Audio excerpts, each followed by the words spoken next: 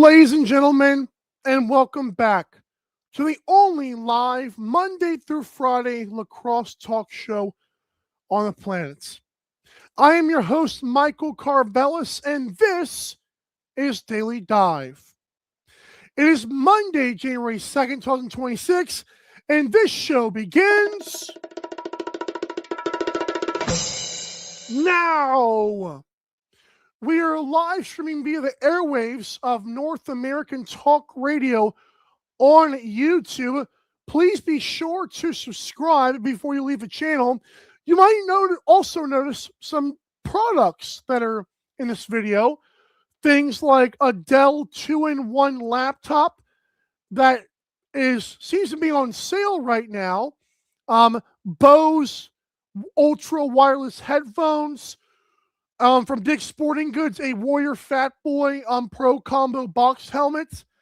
Josh Allen NFL jersey from Fanatics. Warrior lacrosse balls. All of those things are right there. Should be on your screen right now. But if you fancy that stuff, I got to mention there, YouTube's going to take them down. Great.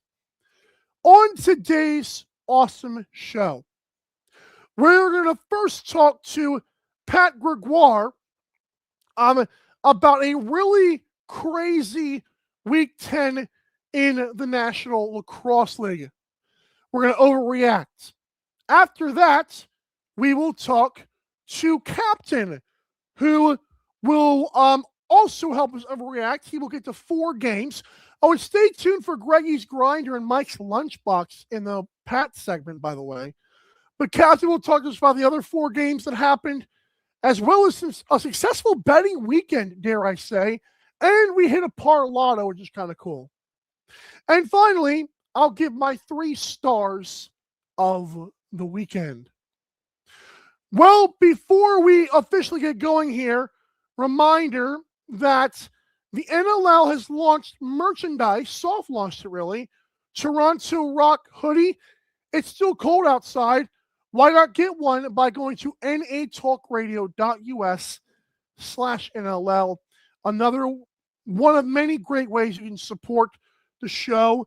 And by the way, if you want to go to a game, head over to natalkradio.com or .us, repping your merchandise. Click the event tickets tab. Again, so many great ways to support this show. We appreciate you. Oh, wow, that's different. Now, is it only because Toronto Rock won Mimico Trike? Come on now. But yeah. I do want to mention before, here he is. You're right. I guess they extended him another week, right? So I do want to mention before we get going here and bring in Pat Gregoire. Here's the thing.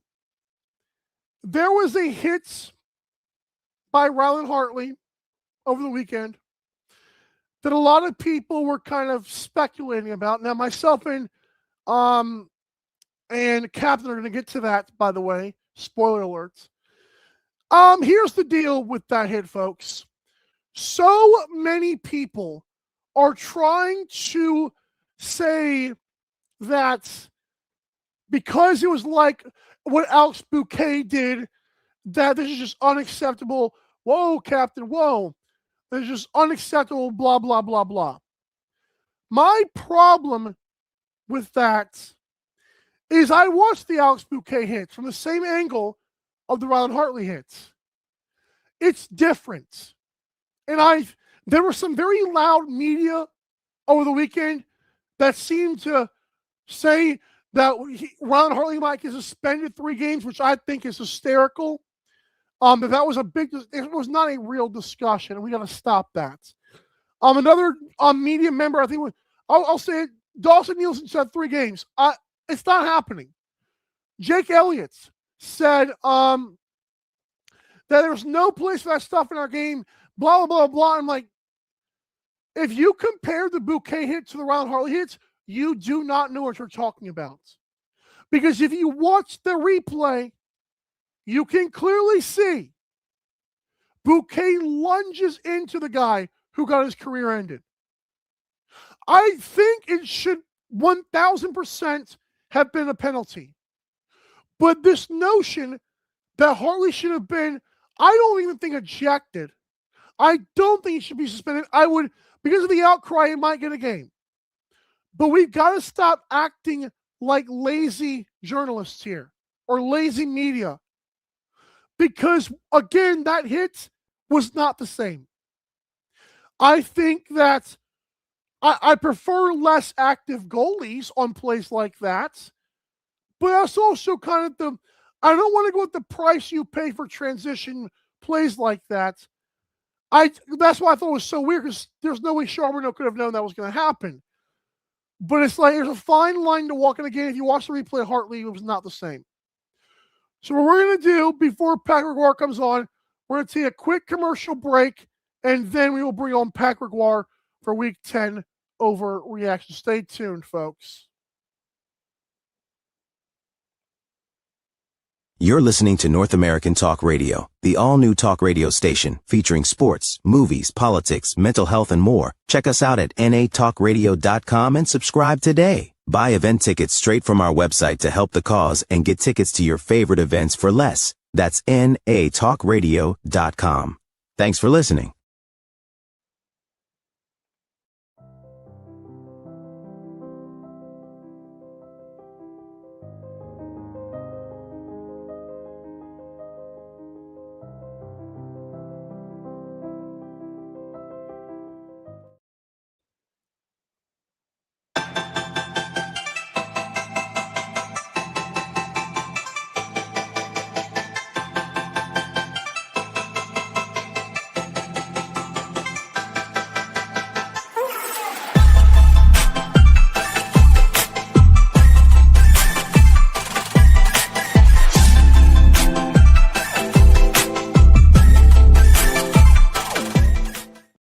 We once again welcome you back to Daily Dive, and now it is time to bring in a man who keeps on giving us his time, and so we will say hello to Mr. Coach, the man who likes Joe Brady. I don't know if that's true. Hi, Pat. No comment. No comment. You got the microphone turned on? Make sure the microphone's toggled on. We don't need a can. I think you got it, right? Should be good now, no? Woo! Let's go! Hey, the Polar Bears. I'm letting you know we took too much money from them this weekend. They're not they're not paying the bills no more. Not quite, buddy. Not quite. I think they got some catching up to do. Yeah, I love it. I love it. How was your weekend? Georgia Halifax blast. Did you and Pete plan that? That's the question everyone's actually wondering today. The bolo ties, you mean? Yeah.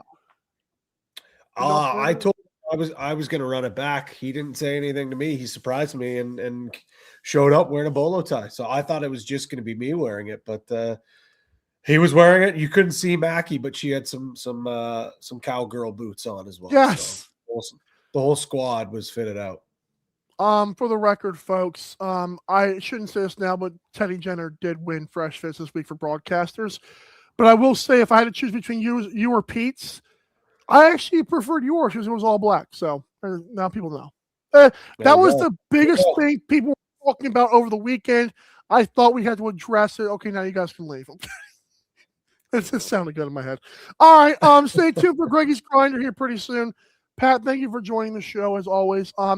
Let's get straight to Halifax. California, it's a good, another sellout for crying out loud. They keep on doing it. They just keep on losing. So we're going to jump right into these overreaction questions once again. Halifax has a 3-5 record. We are doing, the panic meter is back, or the panic button. I don't think you're pressing it, but you got to go 1 to 10 here. Panic meter on Halifax's playoff chances. I think I'm at like a 7 right now for Halifax. And listen, I think you can almost, at the record that they're at now, 3-5, you can almost guarantee home floor is probably not going to happen in round number 1, just based on some of the teams that are above you that you have to catch. When you look at the tiebreaker factor, you lose to Saskatchewan twice, so you're not going to get a tiebreaker there. realistically, probably not even going to get into a situation where you're in that spot. Anyways, Oshawa, a team that probably is going to be fighting for a playoff spot if they can turn things around. Well, you've split that. And I think they get the tiebreaker because their goals against average might be higher in those two games that they did play. You've lost to Colorado. Again, probably a team that you're not. Ottawa, you at least have an opportunity to win that series. There you go. But here's why I'm at a 7, because I just listed a lot of very bad things. I think their upcoming schedule is, I wouldn't say it's easy considering you have Buffalo. Yeah. But Buffalo's, that's going to be two desperate teams going head to head in a couple of weeks. So you get the bye this week. You've got Buffalo. Then you play San Diego and Calgary, both on the road, though. Then you have Vegas and Toronto at home, Georgia on the road, Philly on the road, Rochester at home, Vancouver on the road, and Ottawa at home. That is pretty.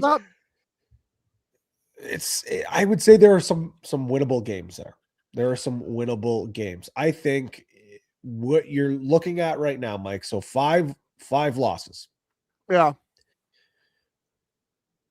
I think you can only afford to lose 4 more. Yeah, 9-9 may not cut it this year. 9-9 is probably good enough to get you in. Oh, I think it will. I think it's going to be close. I don't think it's going to be one of these cases where 9-9 is going to get you in the conversation. 9-9 is going to get you into the conversation. It does not guarantee it. I think 10 wins would guarantee you. 9-9 is going to get you in that conversation. So, you look through that schedule. Are there 4 losses there? Probably, with the way that they're playing. Here's the other reason why I'm not higher than a 7 right now. This team seems to play better when their backs are against the wall, when they have a little bit of urgency. In years past, we've seen them go through these big losing skids. We've seen them when everyone starts to doubt this group. That's when they start to play better. right. I still think that the loss of Thomas Hogarth is really concerning. I think them trading Dawson Theed wasn't this easy automatic fix that, great. All of a sudden, now we got all these young guys. They can step up, and sure, Jason Knox did that, but where was Mike Robinson? Where was Will McLeod? They still struggled to get off the floor. Yeah. This team has to get out of their own way. And believe it or not, it's the offense right now. Warren Hill's been fantastic. The defense has been great. I'd like to see a little more transition from anyone else besides Ryan Terefenko. Really good last weekend, I found out. But it's the offense. Yeah. And that is where you look. Randy Stott's 33 points in 8 games. Not terrible, but definitely not anything that we're used to. Clark Peterson, 32 points in 8 games. Not bad, not great either. And then Cody Jamieson, 21 points in 8 games. Pretty solid for a wily vet, but it drops off a cliff after that. The secondary scoring has really let this team down immensely. And I think they expected guys like Knox, guys like McLeod and Robinson to step up and make that next jump. And they just simply have not. They have not at all. If anything, I think Mike Robinson's a guy that's taken a step backwards. He's having a sophomore slump this year. Brendan Bomberry is on that right side. Well, he wasn't expected to be on that right side. They wanted to use him as a transition player. Yeah. So why I'm only at a 7, and I think 7's probably still pretty high here, because if they lose against Buffalo, it probably jumps up to an 8, and then it's like, all right, now you're in big trouble. They have guys in the locker room like Stotts and Peterson who I think have more to give, and I think they will give more. Who on that other left side is going to step up and take the opportunity that Micah Kersey and Kurt Stiers have given to them? Knox did it for 1 week. Who else is going to do it? I'm glad you mentioned him because he may or may not be mentioned later in the show. That being said, I'm at an 8. For me, it's almost verbatim what you said, but there's I wrote down their offense is not working, but Warren Hill has been good. And hey, here's the confession: they're limiting penalties on defense. I mean, I don't know if it's taking out the thunder of the whole crew here, but I had to mention that if Warren Hill's doing that, defense is limiting penalties. If all you need is the offense, it's kind of like an Oshawa scenario in a way where it's like, can y'all pull y'all's in a way, even though that has shifted completely and for that team.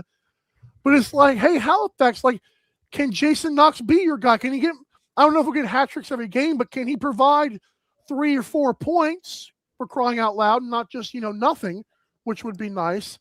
I think 3-5 feels manageable because, again, I keep going back to Oshawa. They're 2-7. It's like, oh my God, 7 is so high. 3-5, like you said, is manageable. I do need to see the offense for the next 3 games. For this season, it's got to be, like you said, a 7 or, like I said, an 8. So, yeah. And here's the thing: the other 2 things that I didn't mention, but I will now, is that maybe this isn't the offensive juggernaut that we've seen in years past. Maybe this isn't the team that can score 18 goals and can go off. They are aging. There's no doubt about that. And like I said, the youngsters that were expected to step up haven't stepped up. Okay, that's fine. You don't have to be that team that gives up 18, because you know what that team did last year as well? You also gave up 17 or 16 goals. They're vastly improved defensively. Warren Hill is playing outstanding. And shout out to even in the losses, good for him. Absolutely. I totally agree. Giving up 11 to Colorado, giving up 11 to Georgia, that's those losses are not on him. 10 and 11 to Saskatchewan.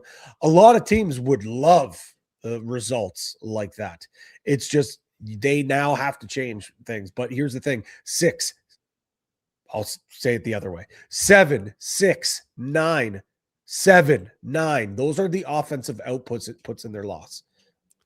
You got to find a way to at least get to double digits. You have to. So, okay, they're not going to be an offensive juggernaut. That's fine. You have got the defense and the goaltender that can hold down the fort. Offense has to hold up their end of the bargain. The other reason why I'm not panicking as well, Mike, and this is a great point.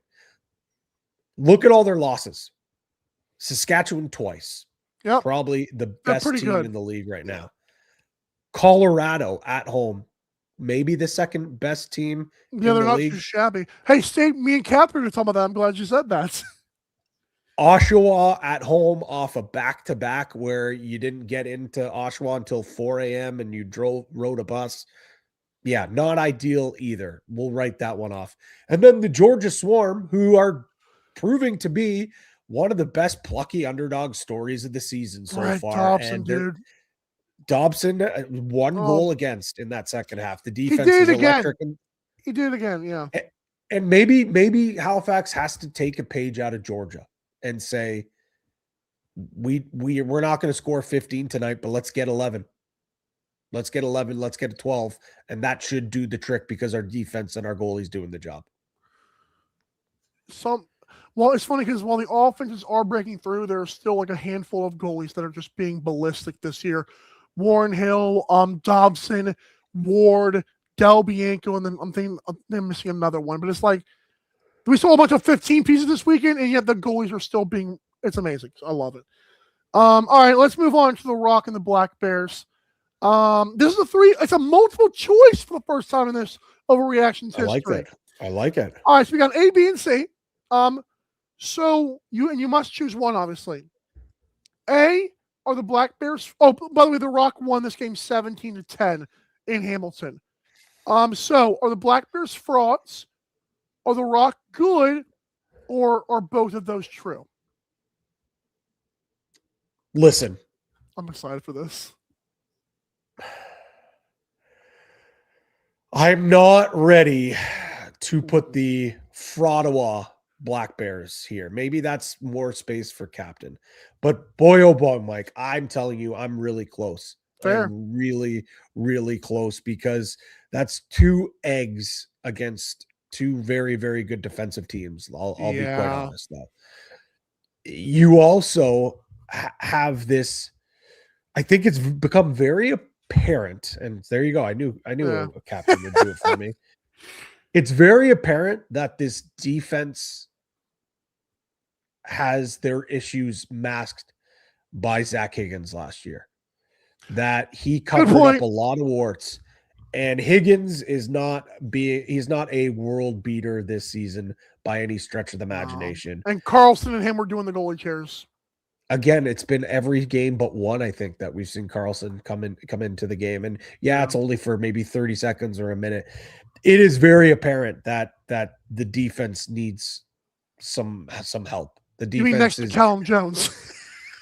Yeah, exactly. One guy can't do it all. Correct. It is very apparent that, that there are some flaws to this defense, that the youthfulness, and sure, they're aggressive and they're athletic, but they got exposed big time to Toronto, and Toronto out at athleticism. They're what, I don't even know if that's a word.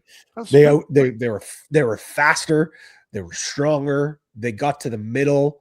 They were shooting the lights out. They got pantsed. They got completely pantsed in this game, in a rivalry game, man. It's rough. Why I'm not ready to call them frauds, Mike, is because you still have Jeff T. You still have Rob Hellier, who are having unbelievable games. Riley O'Connor is still a great secondary source of scoring. So for that reason, I'm not calling them frauds just yet. And on the other reason why I'm not calling them frauds is because Toronto is a darn good lacrosse club, and nobody is giving them respect for it. Nobody. And I understand you got an injured goaltender. You've got an offense that's led by an American rookie that has, I'm saying minimal, even though he does have nuts across his hands. He's been unbelievable. Mark Matthews came to life last game. Owen Hiltz, good for a few goals a game. Challen Rogers, he looked great last game. The right side is finally starting to show up, and the defense is getting healthy. When Latrell Harris and Brad Curry are back there, you have two absolute stalwart shutdown defenders. They're a team as well, much like what I said. I think Halifax has to realize they are. They don't need to light the lamp. They don't need CJ Kurse to put up 6 points every day. They don't need Mark Matthews to have 10 points. If they can get to that 11, 12 mark, their defense, and I don't care if it's Rose or Holochuk, is good enough. Are they a championship caliber team? Maybe not. I need to see more. But are they a team that suddenly look real good, Mike? Look really good. No, it was Dan Craig. Who had 5 goals? Was it Craig? Bushi. I don't know why I'm mixing those two up now. He was trying so hard for sock trick. He was. There's no doubt about that. He was. They got floor balance. That finally the lefties and the righties were playing well at the same time. Again, so I'm going to say my answer will be that Toronto is good, because good is a very vague answer. They're a playoff team. They're a team that I think is probably going to be in the mix for maybe a home game in round number 1. Are they a championship team? We don't know yet. Maybe, yeah. We don't know yet. Maybe. I don't know. All right. So enough of... first of all, I just wanted to mention the Riley O'Connor thing. I think it's funny that before Rob Hellier got there, Riley O'Connor was the Teat Whisperer. Just set the record straight here. It's a shame that he's been overshadowed completely now. But Riley O'Connor, you are the OG, sir. But yeah. So my answer to the multiple choice question: are the Black Bears frauds? Are the Rock good? Or are both true? Ottawa's fraudulent. Every team Jeff Teat is on, it appears to me, as soon as I want to buy in, this one guy on Preston's picks went 8-0 or 7-0. Everyone else went 6-1. And what do you think that one game it was, Pat? We all expected Ottawa to win the game. And they, like you said, they got pantsed. And they better be glad it wasn't on TSN, the national television, or it would have been ridiculous. Like Pete Dougherty said about Ward Hill, oh, they're going to get a show. Great line, by the way. And again, I know Holochuk's playing out of his mind. I don't care. You were Jeff Teat. You were Rob Hellier. Your offense has been great. and suddenly you run into a couple of good defenders and, oh, I'm getting pushed around again. What happened to y'all, man? Okay, fine. Vancouver supposed to be the cream of the crop. They were. They acted like it. Toronto, you're right. We don't know yet. And if they are good, we don't know that now. So Ottawa, and the best part is they're halfway through their season and they're 4-5. Like, why can't this team with Jeff Tickett over the 500 mark deep into the season? I can't understand it. It's unfortunate because I was close, and they're going to be right there at 10-8 or 9-9. They might make the playoffs. They might not. Like, come on, bro. Not too good for this. I do think trading for a defender would help them. Kind of like, I don't know if it does. Like, remember when the Rush got, they traded for a guy mid-season with a Banston, Paul Dawson. Maybe that helps spark. And Dan McRae, if you want GM of the year, do pull that off too, pal. I think a defender would help them. I just don't know who's on the market to do. Is there anybody on the market? Well, a little bit of a spoiler. Gonna be have been poking my nose around, trying to see who some expiring contracts are.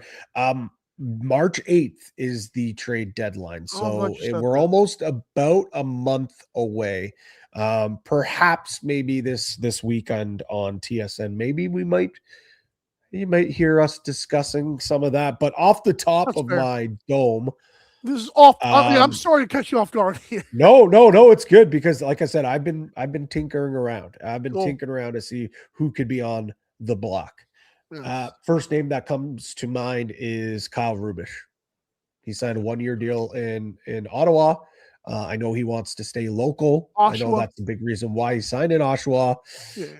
Ottawa is not exactly local, but if it's for just half of a season or the tail end and a long playoff rush, boy, oh boy, would Kyle Rubisch not look good on the back end there. I think they need a veteran. I think they need another veteran. Not to say that they don't have veterans back there. It's just, it seems like a lot of mistakes, a lot of breakdowns defensively.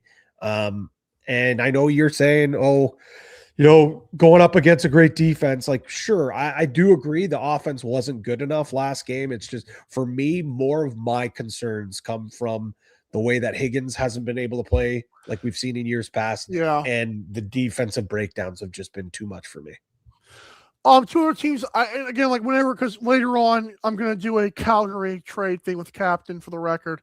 But it's like, I'm looking at like teams that stink or local guys. So it's like Oshawa, can you pluck a Rubisch? Can you pluck it? Because their defense suddenly stinks in Oshawa.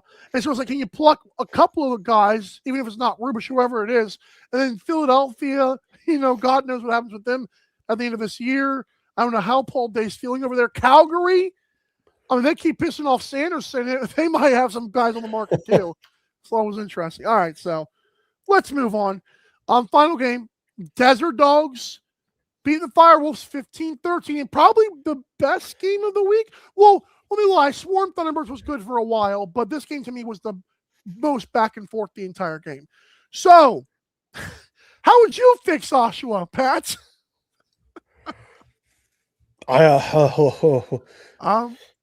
This is supposed to be a shorter program, so I don't know how much I can really go into this. I don't think there's a short-term fix. Really don't. I don't think there's a short-term fix. I think when you look at them offensively, they're starting to find their groove. They scored 13 against Las Vegas, and normally you would think that'd be enough, but man, that Las Vegas offense is looking really, really scary. I love the insertion of Dawson Theed. I thought he looked fantastic last game. It ultimately opened up space for Dyson Williams on that left-hand side. Kurtz and Simmons look like they're back on the same page in that two-man game. To be quite honest, Mike, I think offensively, maybe they add Peshko back in there. Like, I think maybe it's adding in another power forward type of righty. I don't mind that. I like the way that the left side looks right now with the three over there, with the two that I mentioned and Ethan Walker. Defensively, though, this is 3 straight games now with a massive number. And what happened? You look at Doug Jameson's numbers, and it's like they're not great. They're not like Doug Jameson eye-popping numbers that we saw from the start of the year. but he's still looking at like a 74 save percentage, which isn't terrible. It's not great either. Oh, to be the last 3. I was like, wait, he's still 79 for the season, which is ridiculous. That's because how good his save percentage was at the start of the year. I don't know if if they need to simplify their defensive scheme, but it seems like, again, much like I was talking about Ottawa, a lot of chasing around and a lot of breakdowns in bad spots out on the floor. I think I like what they have. Like, I like the blend of defenders that they have. They're athletic, they're young. They've got some veterans back there as well. So it's really tough because I don't know how much they need to add on the back end. I think it might be more or less of a system change and allowing Doug Jamieson to see the shots from the outside that he wants to see. You can be aggressive and use your athleticism near the start of shot clocks, but I just feel like they're giving up too many prime looks out in front for Doug Jamieson. Pack it in a little more. Take like a page out of, some of the other defenses that we're seeing across the league that are giving up those looks that Doug Jamieson wants to see. Giving up shots, not necessarily the worst thing in the game of lacrosse. It's just the caliber of shot that you're giving up, the quality of shot that you're giving up. So if they can find a way to pack the middle a little more, have a little more secondary help, give up shots that Doug Jamieson wants to see, I think that's going to help. I don't think they need to go out and reinvent the wheel here, Mike, and bring in a bunch of new bodies. To be honest, Mike, that's not happening anyways, because this is a team that is not going to be buyers at the deadline. I'm sorry. It's not going to happen. You've got flipping 2 wins right now. It's just not happening. This is also a team that doesn't exactly have a ton of draft picks in the cupboards right now. They can't really be buyers. So are you going to be a seller maybe? Is that what you want to do? Get rid of Rubish, trade? Tchaikovsky's a UFA at the end of this year, but he can't reject the franchise tag. So if you trade him away, you're losing an opportunity potentially to get him back. It's not going to be a rental situation for Tchaikovsky. Colt Watkinson, maybe, but that's your captain. It's a tough spot for Oshawa right now. I'll tell you that. You're a lot nicer than I am. Listen, I wrote down one thing. It was very I don't know. Let me count how many words this is actually just before I go off here. I wrote down 4 words actually. But before I get to my answer, I would do like my inner Stephen A. Smith here. Before I get to what I want to say, I want to make it very clear that the Oshawa Firewolves have done a great job as hosting captain, and they always like the social stuff, etc., etc. I love Alex Simmons. I love Tickett's. Fire Glenn Clark today. How's that one for you? I am sick and tired of rooting for nothing. And here's why, okay?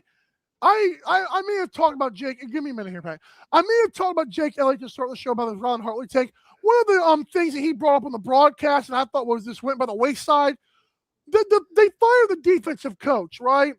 Do you know what they did last year? And correct me if Jake is wrong here, but I'm pretty sure it's right. They switched him with his offensive coach last year, and they fired this guy. Now he's fired. And I'll correct you. What is it? The offensive and the defensive coordinator switched. So Clem D'Orazio, who is running the offense right now, was running the defense last year. And Daryl Gibson, who was just fired as the defensive coordinator, was running the offense last year. So you see what I'm saying? So we're already making moves that make no sense whatsoever. And it's like, what happened the year before Alex Simmons and Ty Kurtz got there? Can anyone remind me? They sucked. Can anyone remind me what happened the year after the finals? They sucked. That was last year. Remind me, they're 2-7. Dyson Williams being added has meant nothing. And their roster on paper, I'm starting to think it's one of the best in the league. I cannot tell. And he actually, again, Glenn Clark and Instagram can show you, he has liked some of the videos. Love the guy. I get it. It's not working. And if I'm going to see it from Matt Sawyer, if I'm going to see it from Micah, like I've been on record from Micah Kersey sometimes, if I'm going to see it for Ed Cuomo before this year, so that's aged like milk, I have to do Sean Williams. I have to do it for Glenn Clark. if we're gonna get to that extra, maybe we're not there yet. I know we talked. Actually, I think like after week 6, me and you kicked around what would happen, and it would not be today. It would be at the end of the season. He would step into a GM or whatever has to happen. If we get popular, guys like this or coaches who are not coaching well for extended periods of time are not going to make it. So that's I'm sorry. That's my take. Listen, I respect it, Mike. I do respect it. I think there is, in the game of lacrosse, we don't see the hot seat. We don't see coaches lose their jobs. At the same time, I do think that the one good thing about lacrosse is that in other sports, especially the NFL, it's over and over. Yeah. It's too much. You can't set a culture. Exactly. So maybe there is a happy medium that we can find.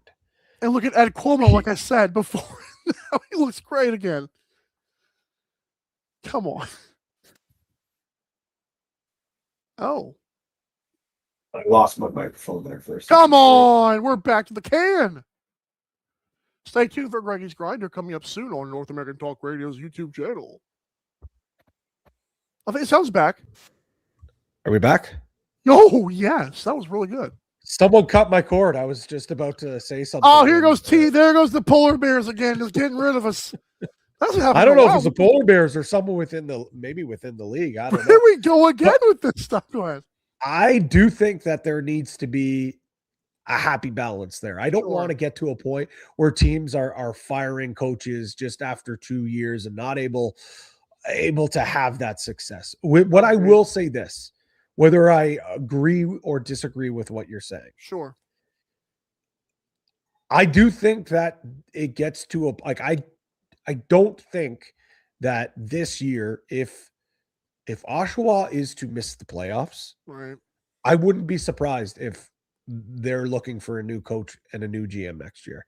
They are in a new market where I do get it. They're pumped about filling that barn up. And it is, the people are loving it. Sales are going to dip off if this team is 2-3 wins near the end of the year. That honeymoon phase is going to wear off pretty quickly. And I think she's going to start looking a bit unattractive, the more you drink. The honeymoon phase is going to wear off, and they're going to be nagging about dishes and picking up after yourself. Listen, it's going to happen. It is going to happen, whether that means at the end of the year, if they miss the playoffs, if Glenn Clark is gone, or if it's clear house on the rest of your coaching staff or whatever it means. I don't think that another missed year of playoffs is going to be acceptable for this ownership group. And whether that means it changes at the end of the year or there's a short leash at the start of the year. The only thing is, I will say this, it is incredibly difficult to get rid of a coach who is also a GM halfway through the year. Yeah. It is difficult to get rid of an assistant coach who is Clem Durazio, who is also the assistant general manager. Jeez. That is the difficult thing with these tied positions, because if you clear house, now you're starting a GM search halfway through the year. You're starting a coach search. Well, you're just going to get it have to be an interim basis. It feels like going to a new barn. And you're telling this new fan base halfway through the year, we're punting, we're done with the year. People are going to be that's a good point too, because today's year that's a good point. You can't do that. You absolutely can't do that. So if there are going to be changes, it's maybe in the off season, and I would have a hard time seeing come next year if this coaching staff is here. I want to say it's a short leash, but I just don't know how you make that difficult of a change halfway through the year. So I think the heat is on for this entire group to get this team in the postseason, or this could be a completely different staff come next year. They know it though. They absolutely have to. Sure. So before we get to Greggy's Grinder, I just want to mention this. Note to self, because I was thinking a better question for this might have been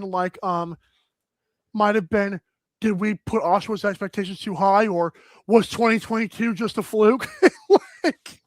I'm kidding. I do think like there has to be a full, complete dissection of it. To be honest, it makes no sense. Is my like what? I'm heartbroken, which is why we want to rant. Like I just don't understand it. and here's the thing, like Mike, like it's the impossible's not there. We saw them go on an unbelievable run last year, and their schedule's better than Halifax.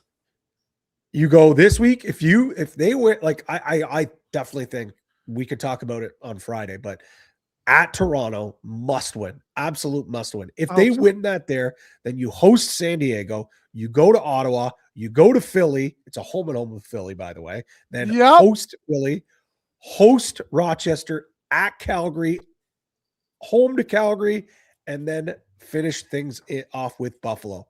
I'm not saying that's a cakewalk, but if you tighten some things up and you collect some wins, I think this is a very winnable schedule. I think it's a very winnable schedule.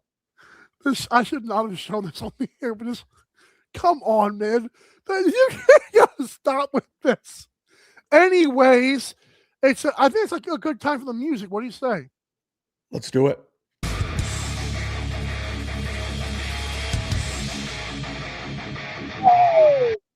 Greggy's Grinder. So this is like where Pat did some article years ago at some magazine, and now he's doing it on our show. Thank you. That's good. I think that's a good way to speed things up. Listen, okay, would love to give flowers and roses to everyone here, but we got to pick this up. Captain's waiting to get on here, so I'm not going to give any nominees. I'm going to give it to one guy and one guy only, and there is another guy that I think you're going to pick, so that's why I pivoted. And if you didn't pick him, then I'm going to pick someone else because I think I know who you're taking, but I know you're not taking this guy. Dialing back the clock at the ripe age of 36 years old. He was unbelievable. And to be quite honest, he is in the mix for me for Transition Player of the Year. Jordan McIntosh. He's 36? Yeah. Okay. I'm a face-off matter guy. You know that, right? Correct. And he didn't win any. I'm not kidding. You're not changing it because the double graph. I'll have to find two different player graphics. My nominees, Mike Messenger, but he gets his flowers all the time. But he was like the mainstay in that Calgary game when it got a little bit emotional. Also had another goal. Like the guy he scores goals now. Hello, Zach Currier. North, I guess. I wrote down Jordan McIntosh. I wrote down Jason Knox as Jason Knox because he got a hat trick. Is he back? It looks like maybe you've addition by subtraction. Shout out Mackie. She listened to the show. Thank you for saying that on the broadcast. I'm kidding. I trademarked that. No, but it was Jordan McIntosh for me because not only did he do the little things, but when Jake Withers was at the face-off dot, McIntosh has out a couple and he got smoked too, but it's like he's doing everything they need him to do. And by the way, wow, I just forget the lunchbox. You ever seen Lost in Space? Now you have. Whatever, dude. I can't believe I missed that. I was so dumbfounded. Cool lunchbox though. It's a great lunchbox. But yeah, he was unbelievable. 3 points, a goal, 2 assists. He was all over the floor, 7 loose balls. That is great. Thumbnail. Great. He was not lost in space at all. He was out front right center, 2 caused turnovers. Unbelievable. Real unbelievable stuff. Jordan McIntosh. You're the grinder of the week this week. Love that. Double graphics coming soon. Thank you. Pat, you were awesome. It is so I can't hold on before we go. I thought for sure Zach Currier was going to be your guy. Didn't make my nominees. That's insane because that would have been my pick. It would have been my pick. I'm also of the mindset. I told you this privately. I'll tell you publicly. He's in my top 4 for MVP. Yeah, he's been unbelievable, man. Well, he's close. Yeah, he's up there. Yeah, he's got to be 5 points. 5 points. So he's now back to playing more offense, but he tracks back in reverse transition. 16 loose balls. That's disgusting. It was crazy, absolutely crazy. So Eric okay, Finkel had like 13 just for the record, or something like that. I think. Oh yeah. And the one thing we got to be careful with, a lot of those loose balls for Tarasenko and even for Career as well. Easy face off. Don't say that. You're right though. But anyways, it's here nor there. Career, got to give him some love, but McIntosh was unbelievable, man. He was so good. You want to know something else about grinders? And then I promise we'll let you go here. CJ Curse, have you seen the stat line on that kid this year? Just like the overall, it's very like loose balls and 9 CTs. I'm like, wait a minute here. It is unfair to the other Curse brothers that you were this freaking awesome this early. What the heck, dude? How long were y'all keeping this guy in the stable? Unbelievable, man. Yeah, no doubt. No doubt, Mike. Thank you, Pat. Thank you. Thank you. Sorry, Captain. He spelled ladies like laddies. He's so excited for his stinking ladders. Thank you to everybody. This has been awesome. Hey, we're not done. Captain's next. Don't go anywhere. I don't even know why I put the logo up. We're going to commercial. We'll be right back. Bye. Stay here, folks. You're listening to North American Talk Radio, the all-new talk radio station featuring sports, movies, politics, mental health, and more. Check us out at natalkradio.com and subscribe today. Buy event tickets straight from our website to help the cause and get tickets to your favorite events for less. That's natalkradio.com. Thanks for listening.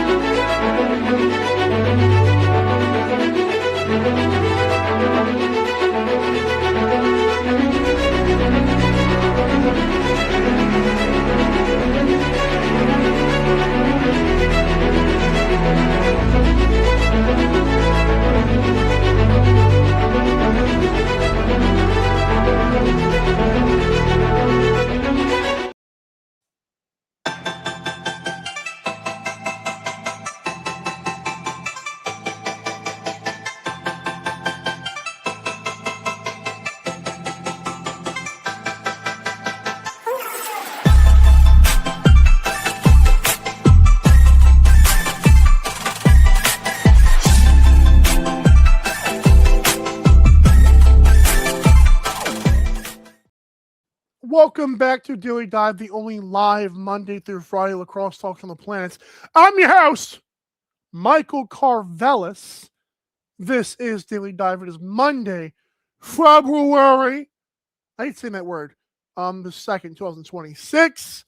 Reminder to get your NLL merch at anytalkradio.us/NLL. It's now time to bring on Captain. Captain, are you going to be on? He's unmute. Unmute yourself. There you go. Talk to me. Are you doing audio only? Yeah, I'll do audio only. All right. Since you're doing that, we must bring up the graphic. I've never shown this in full, but it has to be done. There you go. Hey, I'm back. Ricky. Rick is back. Tricky Ricky. I don't know why ChatGPT did that to you, man. I also have the one. Well, I may have one where you're looking at the phone, but how was your weekend? You're rolling in the dough, right? Oh, it was a great weekend. Yeah, she came right down to the wire for making those bets. I tell you, I was leaning Ottawa to pull the trigger there on Georgia. Right. So we did it. Oh, jeez. It's like, see, you come hanging there. So how does your parlato do for the people at home?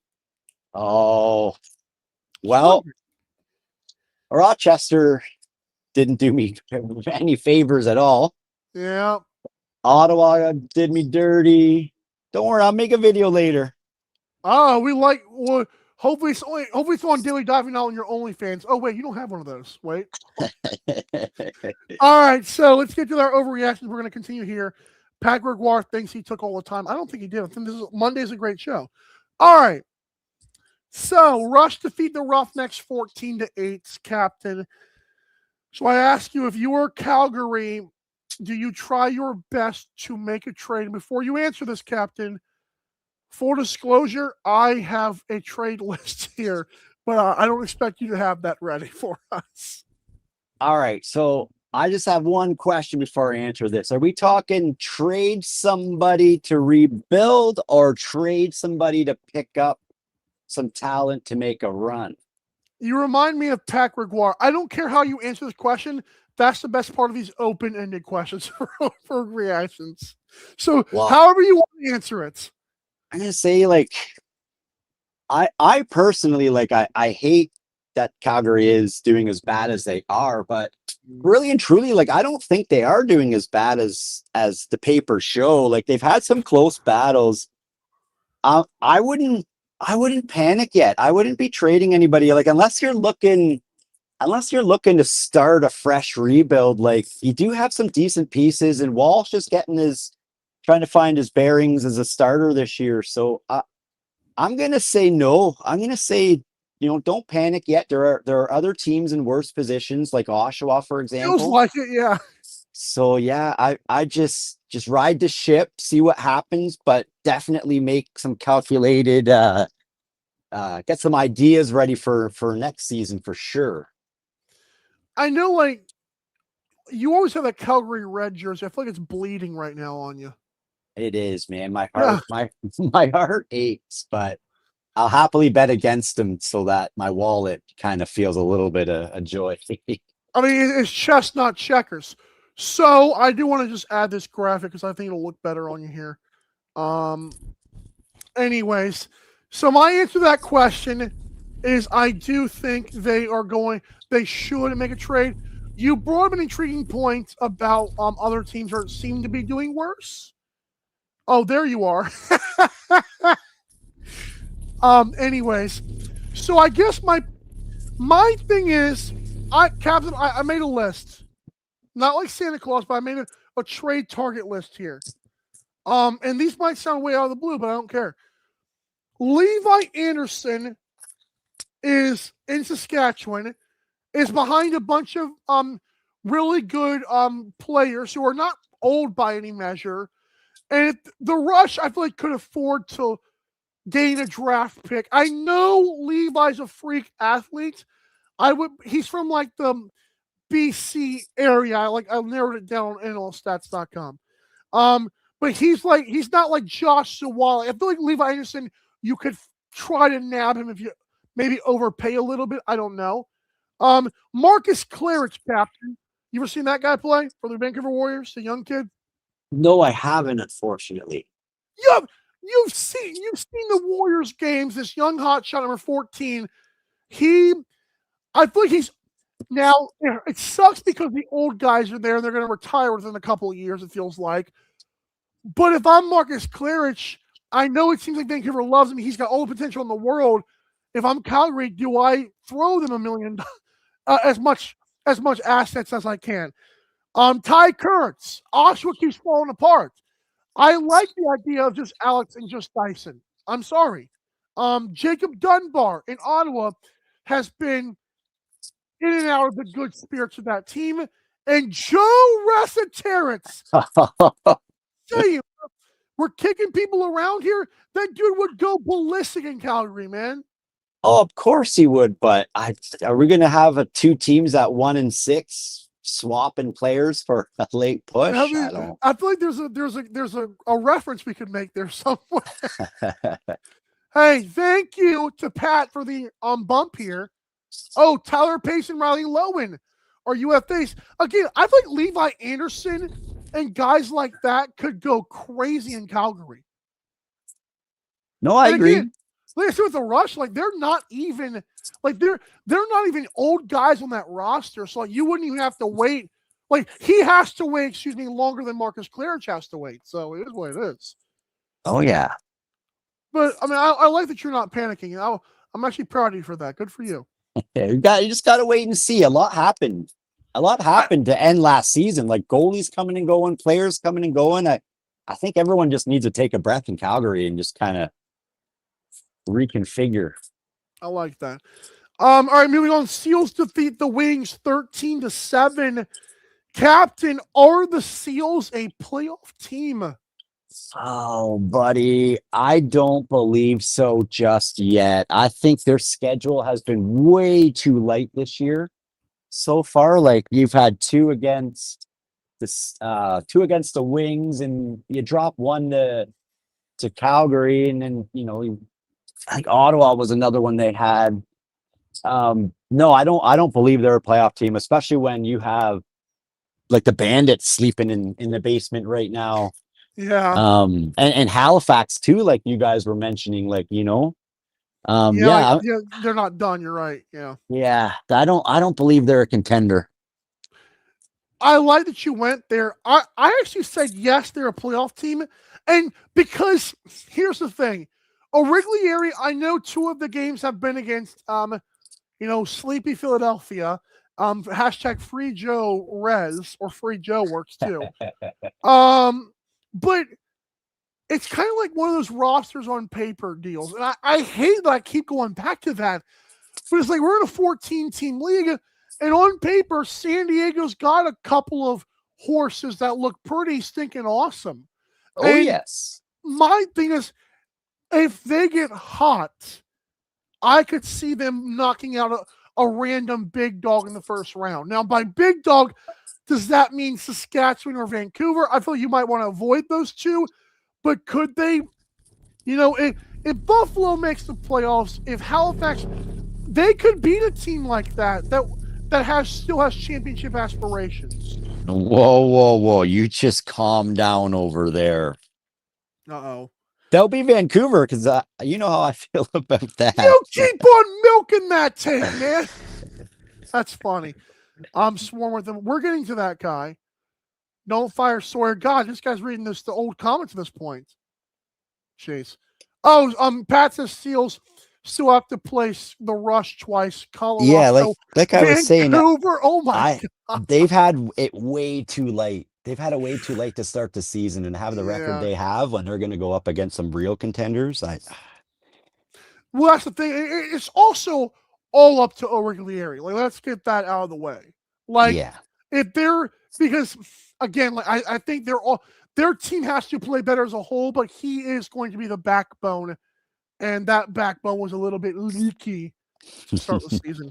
Yes. Warriors, Vancouver beat the freaking I want to cuss out the Nighthawks 16-6, but Captain, we ain't gonna talk about because Rochester looks weird, Vancouver looks great. Everyone knows that. Was that a clean hit or a dirty hit by Rylan Hartley? All right, I'm still gonna throw in my plug. I don't think Vancouver is who everyone thinks they are, but I will throw that to the side. Love that. And I'll give you a different take that people aren't talking about online for this hit. Here we go. I'm gonna say like it's dangerous, okay? Now dangerous doesn't mean that a hit is illegal or legal. And Correct. I'll tell you, from hockey, for example, you could have a great open ice clean hit. That same hit takes place 2-3 feet away from the boards. You can, that player that's getting hit into the boards is now subject to be in an awkward position where they can get injured.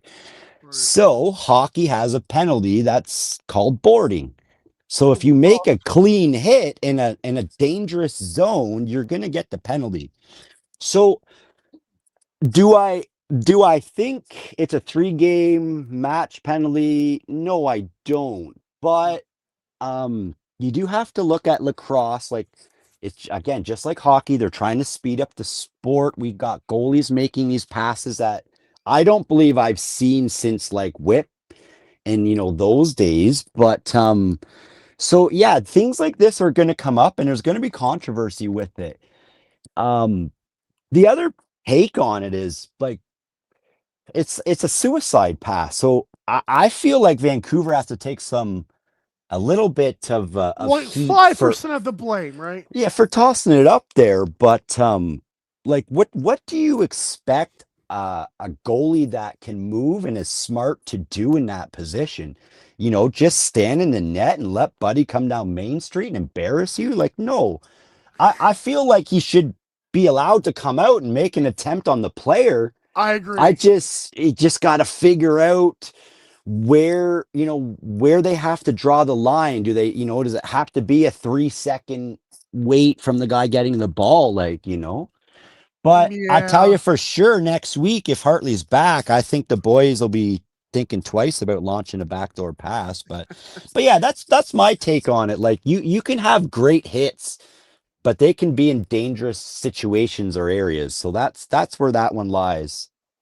Couple of great comments here. Vancouver is 2-0 and outscored their opponents 28-14 since Captain called them fraud. And those I'm sticking to my guns, okay? Those were two pretty good opponents to it, actually, which is pretty awesome. At least we thought they were, to be fair. Kai the goalie, good point here. I've blown out this guy. He's blown up people too. He is a goalie, for the record, folks. It's a bang play. If the defense got back, that's another thing. If Hartley, does he trust his defense?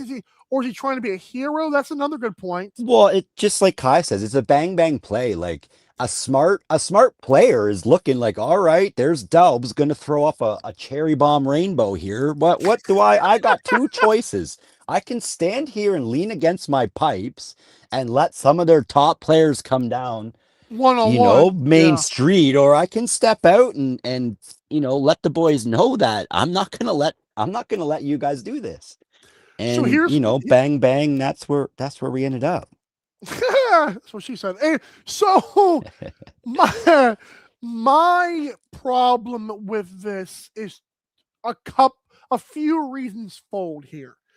Number one, the outcry of this went from like the general public, and I know there's a bunch of people who don't care for player safety. It feels like the consensus was awesome play. Rochester posted on Instagram. It felt good. It turned into, but what about the bouquet? I'm like, wait a minute. So I said it to start the show, and I'll say it again here. Bouquet lunged headfirst into a guy and finished on top of him. Pause.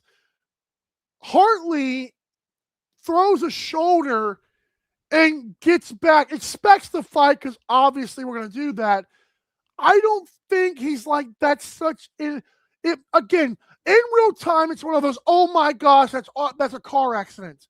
Slow it down. It's like, again, I get why I get the penalty. I'm for that. I was just a little bit concerned with, I feel like we went too far over the line of how dare he. I'm like, I don't know if it's that dirty. And I call it dangerous too. Yeah, because at the end of the day, listen, like we all not one person that is involved with the lacrosse community wants to see any player get hurt unnecessarily. And especially when these guys, like, this is a secondary career sort of thing. Like, they're not making $10 million. You know, they don't have all that coverage sort of thing. That's a good point. And by the way, I'm fully 1000% aware that which is why I said, and I've said this to a lot of people, it was a penalty. I think it should have been a penalty. It was called a penalty. Love all of that. My problem is the media that spoke about it went too far the opposite direction. It was no longer okay. Yeah, you can't do that.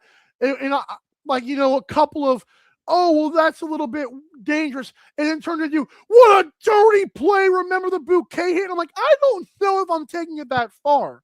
No, again, and I remember the bouquet hit because I was a diehard Roughnecks fan back then. And I cried. I thought, what the F? Like, this is crazy. But I personally don't, I'm on your side here. Like, I don't think these plays are the same. But yeah, it's still, it was dangerous, but it is definitely dangerous. And another thing I wanted to mention this as well. I feel like a lot of people love the fact, and I could be wrong. It feels like in the last, especially this year, Brett Dobson, even Del Bianco to an extent, Matt Vince has been athletic, but like, I'll add, Rylan Hartley in this mix. They're active, like they seem to be modern goalies that are not just big bodies, but they're like playing their angles. They're getting out to set picks if they need to. And my problem is, how much do y'all want to embrace? Because part of that is stopping a transition. Now, I do agree, again, this was a penalty. But if we're going to call it a dirty play because at this point, I feel like multiple goalies could actually do that. But now they're like, oh, crap, now I might get called a dirty player. The positive, I was going to say, I think the positive takeaway from this whole incident is that the game is getting better. It's getting faster. We're seeing more talent. So stuff like this is going to come up. As the game gets faster, right? So it's the one positive from this all is that the fact that we have the talent and skill to have bang bang plays like that means that this game is growing. It's just we're just gonna have to deal with a few headaches of adjusting to the rules of this, just like hockey did when they took out the red line and different things. So Pat, again, just one last thing on this. Hartley traveled further. This is a good point too, that Hartley came like more momentum. It wasn't Hartley. He said Charbonneau had the ball for less time than Long, however I said that guy's name. And I also think, like, if that play never happened, because I don't know if Charbonneau's hurt. He doesn't appear to be, as far as we know. If that guy, and God bless him, like, never gets a career-ending injury, I question the people who are so outspoken about how awful it is. Like, are we saying that if that never happened? You see what I'm saying? Like, yeah, I'm picking up what you're laying down. Yeah, we can go on and on about it too, but I feel like silver lining here, Captain. It's getting so many people I saw in the comments saying, "I really want to watch this sport." So it's not. It seems unfair, but yeah, Steph Charbonneau. But I get it. And on another thing about the modern day goalies, Captain. So many of them are trying the outlet pass. Yeah, we have to be aware, because defenders could also do this stuff too, for the record. Oh, yes. And that's a little bit concerning too.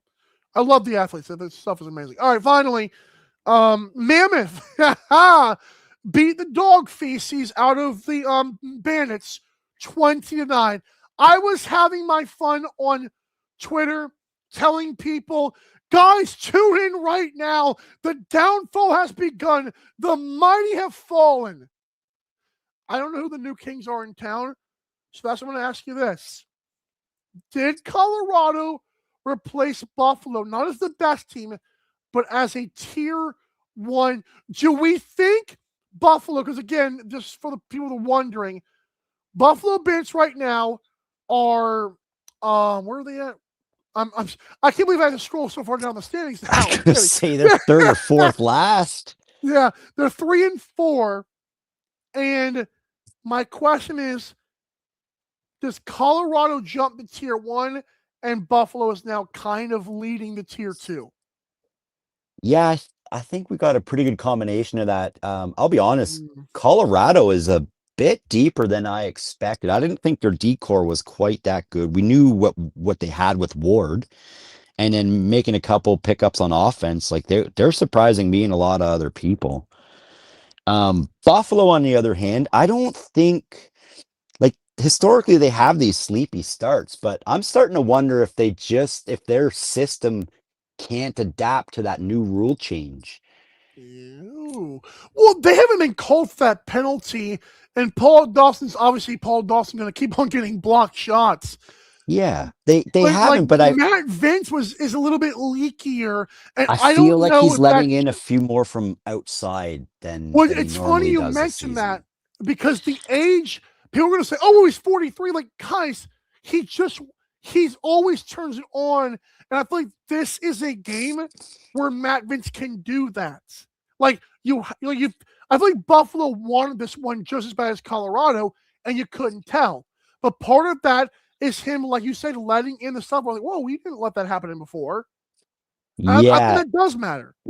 no, for sure. Yeah, I don't think Buffalo has that magical turn it on ability like they had the last couple Yeah. years. Like I think the spark is dwindling. Here's what scares me about Buffalo, and then I'll give my answer.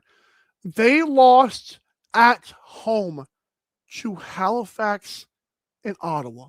And at this moment in week 10, it might look good in week 18, or week 22, whatever it is. In week 10, those home losses are now like a little bit like, well, those teams aren't even that good. They let Las Vegas hang around when they blew them out early. Remember when they beat Calgary 13-7 on a Sunday? Like, oh yeah, they're so the championship pedigree. You go into Rochester. Rochester's on the tail end of a 24-hour trip. Like their doubleheader was like yesterday. And then you go into Colorado. It's like, okay, Buffalo, if you're still that team, show me. It's like the times that even when they were, I would say, bad, quote unquote, in the regular season before, they found a way to keep our hopes up. The only game they've done that is against Calgary this year. Yeah, And I don't know how good that looks right now. Like not they're good. 3-4 is Las Vegas and Calgary, and somehow they put 15 on Brett Dobson. But if Vegas and Calgary is your heck yeah, come on. I don't know, man. And like you said, like the Matt Vince thing, and no one's going to admit it, Captain, what you said, but that rule, even if they're not getting called for it, they're so scared of it. Maybe if they're scared of it being called on them or they're being cautious, Well, that's rough. just like you and Pat were saying earlier, like some of these teams have this like a system and a culture that all builds into these systems. And so when last season you played position A, and now this season you got to play position B, like it's going to take time to adapt. And I don't think they're going to adapt by playoffs to be in a good spot for a deep run.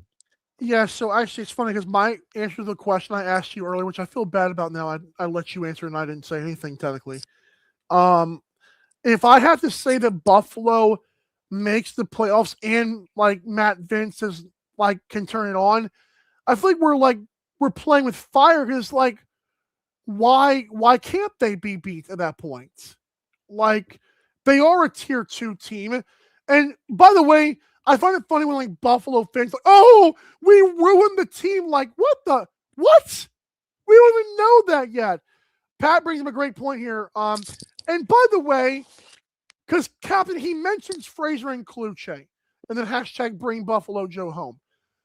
My question is to you, because I don't know if anyone even talked about, did we expect Fraser and Kluche's absence to be this bad? Like, it seems like it's left more of a hole than I don't think anyone, even the biggest Bandit skeptics, even thought about. No, and I think a big part with some of the Bandits' playoff success was that like they had a couple games where they held the opponent to like 7-8 goals in the playoffs. Yeah. So yeah, that I think there's a big hole there that people aren't ready to admit just yet. And again, like the offense does have to step up. And I know like 20 against Colorado seems like an outlier, but this could also turn into, hey, this was the fall of the mighty, I don't know. Apparently, Captain says Pat says they're missing Justin Martin too. He was their best shutdown defender. Yeah, because I think about like the guys on the defense for them, like Steve Priolo, old as dirt. Nick Weiss is Paul Dawson, old as dirt. They don't have spring chickens out there, and I feel like maybe they could trade for a defender. Like forget the offense. Like I don't know. You don't want to. Dane and Josh should be good enough for the record, but I don't know. Captain, who's the best? Is it the Rush the best team in the league? so far, like they're just the way they Well, came back. Like you're not moved by Colorado or Vancouver yet. I don't even know what that third team is you mentioned there, but That's Colorado, fair. Colorado and Saskatchewan, like those will be some great battles. I just again, you take away that game against Rochester and that game against Kells, and Vancouver's like not even 9 goals a game. I'm gonna sit on the fraud watch for them for a while. So, biggest takeaway from this entire reaction is not so fast. And to be fair, I mean, if I'm a Rochester fan, and like let's say Hartley does get suspended, but they appeal it, and so he plays next weekend, it's like Rochester's like, hey, Hutchcraft has been a leaky faucet every time he's entered a game this year. So I don't think Rochester feels like, okay, we got blown out, but like, hold on, let's get our guy back in net and see what happens. I don't know. Yeah, I want to see. I mean, we'll like let the disciplinary stage work itself out, but I want to see Sure. Hartley back next week, and I want to see If what they run Vancouver it back, does yeah. against. Yeah, because I think you got to take out that Vegas and that Rochester game to really get the picture. But we'll leave that for another day because I will not let it go. No, I love it. And like, it's one of those, it's why you're a good handicapper too, is like, you're not buying too high when everyone else is. And we don't know if Vancouver has taken that step yet. We think they have, or is Ottawa and Rochester not as good as we thought? We don't know yet. So there you go. Yeah. Give me a couple. Give me a game against Saskatchewan and Colorado. Then we'll figure it out. Is Captain on a real ladder? This is one of the Kai has some pretty awesome one-liners, I have to admit. Are you on a real ladder? I'm on 2 ladders. Oh, jeez. Like, are you telling like the greedy and the savior to my real life? No, not in real life. I'm afraid of heights. That's good. And tell the people at Elevated Truck and Crane we love them, sir. Thank you for your time, appreciate Captain. Thanks for having me. Vancouver might keep you posting videos of you in the locker room, but that's okay. Have a good day, buddy. Cap. Yes, sir. You know, he talks. Oh, my bad. He gives compelling points. Like, who are we to say that?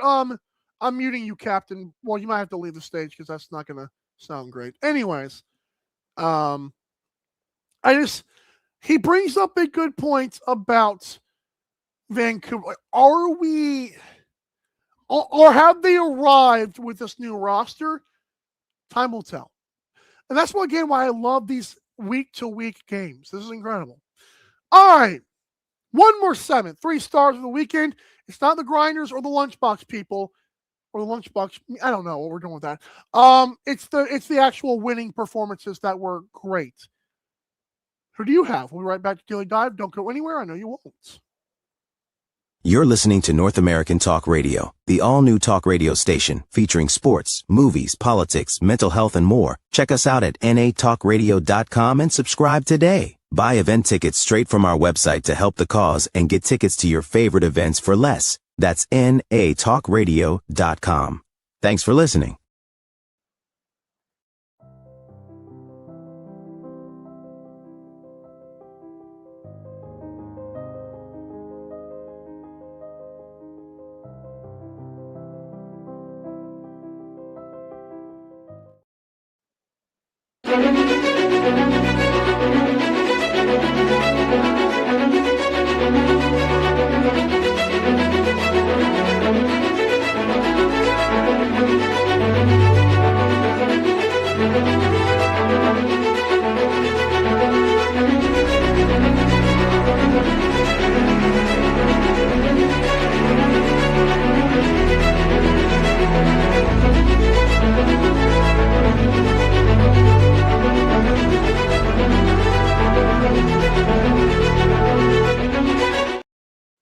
You're listening to North American Talk Radio, the all-new talk radio station featuring sports, movies, politics, mental health, and more. Check us out at natalkradio.com and subscribe today. Buy event tickets straight from our website to help the cause and get tickets to your favorite events for less. That's natalkradio.com. Thanks for listening.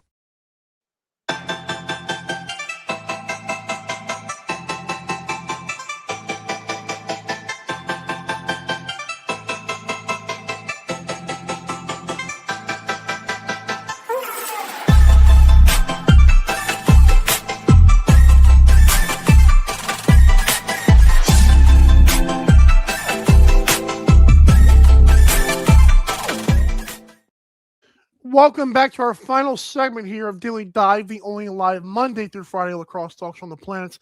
I'm your host, name tag, Michael Karvelis. Thanking you for watching the show on this Monday, February the 2nd, 2026. Greggy's Grinder and Mike's Lunchbox were both Jordan McIntosh. How's that for you? Reminder, NLL merch is available at natalkradio.us/NLL. It's cold outside. Get you a hoodie. A lot of every team's on there. I love it. And I wonder like when the actual launch of that. Like, did y'all catch wind of like the post of like major NLL announcement coming soon? I don't know. It could be today. That'd be great. I don't know what it is. Insider Mike has no clue. It's not good. All right. Not good for me. I don't know is my point. All right, next up. 3 stars of the weekend. Best winning performances. Hey, listen, man.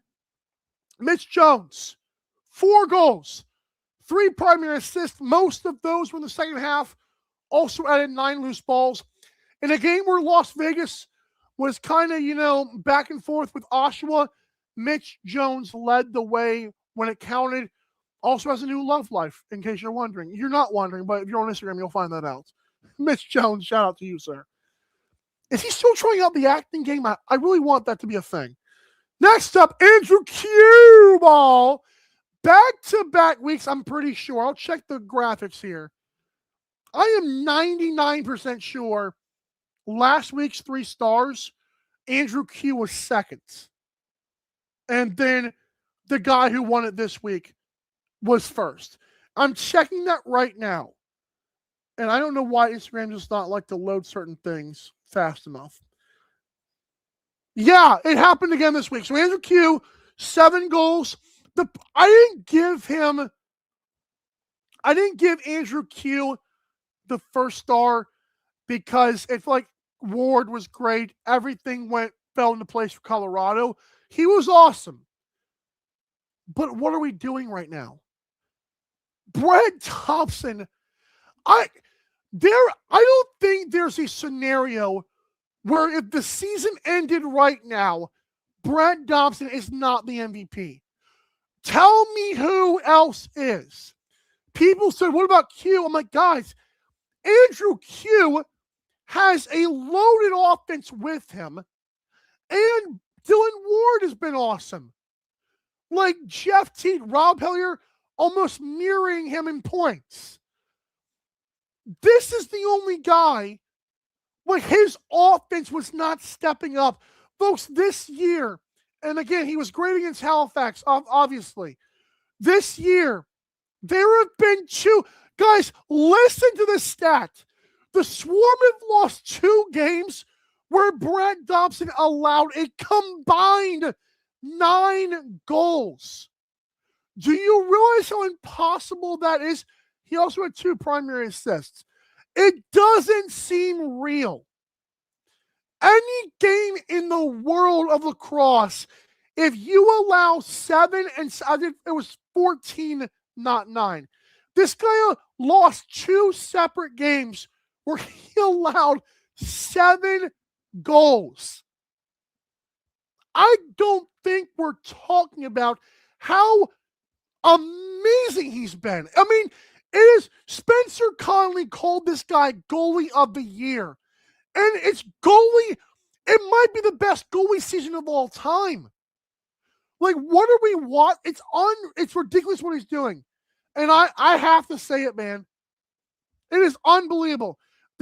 I got caught in the crosshairs of a Trey Dobson. What a response from this guy. Unbelievable, man. Yeah. I mean, it's up. Yeah, if he's going to win championships in the PLL, and then I've always wanted Brett Dobson. I told people he had not taken that step yet. Guys, Del Bianco and Ward are not sniffing this guy's jock strap. Again, he allowed 7 goals in 2 different games his team lost. It's unbelievable. As great as Doug Jimison was, that's fair. That's fair. I knew I worded that wrong. But like as great as Dougie was, as great as Del Bianco is, as great as Ward is, it's not even close. So yeah. That's enough on Brett Dobson. It's enough. You get it. So yeah. See you guys tomorrow. On tomorrow's show, by the way, I'm doing I think I'll do my mid-season awards tomorrow. A lot of great things coming, by the way, in the future. There will be mid-season report cards as well on the way very soon. Not this week, but very soon. And also, we have another awesome announcement coming in the next few weeks. That's the word I was looking for, is glaze. Brett Dobson glaze. Thank you, Kai. Sometimes my 29 becomes 49, and I start losing my lingo. Thank you. But yeah, tomorrow is mid-season awards, the middies, if you will. I like that. And again, stay tuned for mid-season report cards in the next couple of weeks, and a massive surprise after that. But yeah, tomorrow will be fun. Oh, and Fresh Fits. We cannot forget Fresh Fits. There were some more great looks this week. I already told you guys Teddy Jenner won it for the broadcasters. So stay tuned for that. Thanks, guys, for watching. We'll see you tomorrow, same time, same place. This has been Daily Dive. Bye.